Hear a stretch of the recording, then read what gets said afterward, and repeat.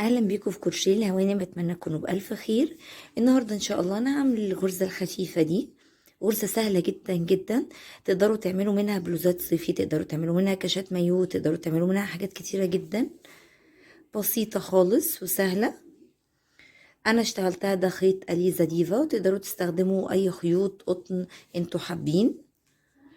ممكن تعملوا كمان منها كاش مايو، هتبقى حلوه جدا.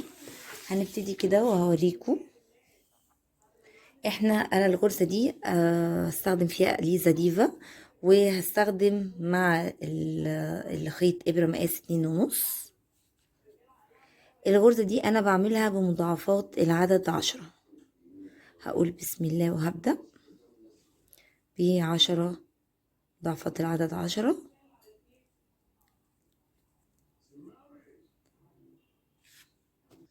بعد ما خلصت السلسلة بتاعتي هلف الخيط على الابرة، وفي الغرزة الرابعة هدخل بالابرة اشتغل عمود بلفة 3 لفات على الابرة، بلف واطلع من كل لفتين مع بعض.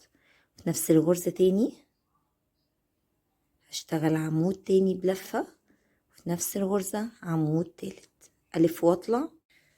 بعد كده ألف الخيط على الإبرة وأسيب غرزة 2 في الغرزة التالتة،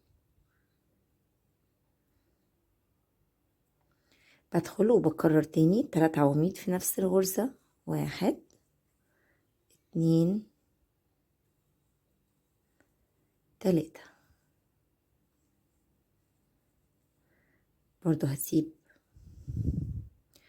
غرزة 2 وفي الغرزة التالتة نفس الكلام 3 عواميد نفس الغرزة، بلف واطلع من اول لفتين تاني لفتين تالتة. هسيب غرزة 2 وفي الغرزة التالتة برضو 3 عواميد في نفس الغرزة، 1 2 3. نفس الكلام هسيب غرزة 2 وفي الغرزة التالتة 3 عواميد، 1 2 3. وبكمل بقى بنفس الطريقة كده لحد لما بوصل لآخر السطر عندي. أنا هنا وصلت لآخر السطر زي ما انتوا شايفين. هتلاقوا عندكم فاضل غرزتين، هسيب غرزة وفي الغرزة الأخيرة هشتغل عمود واحد بلف.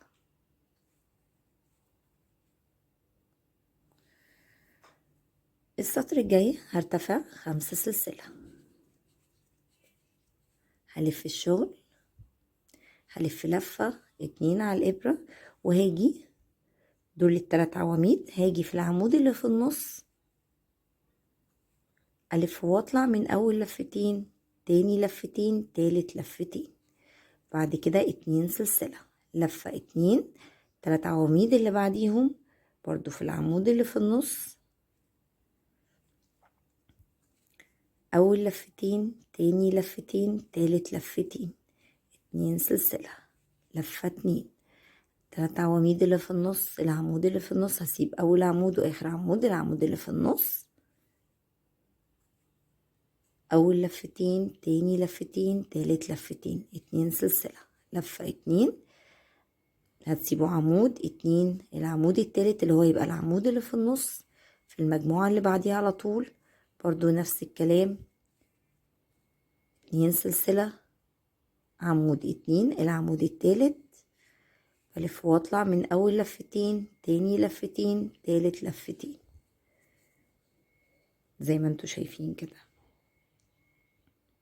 بكمل بنفس الطريقة 2 سلسلة، لفة 2 هسيب غرزة عمود 2 والعمود التالت على طول، اول لفتين تاني لفتين تالت لفتين، 2 سلسلة، 1 2 العمود التالت اول لفتين تاني لفتين تالت لفتين، 2 سلسلة، لفة 2 1 2 العمود التالت اول لفتين تاني لفتين تالت لفتين، 2 سلسلة، سيب عمود 2 ادي العمود اللي في النص او العمود التالت،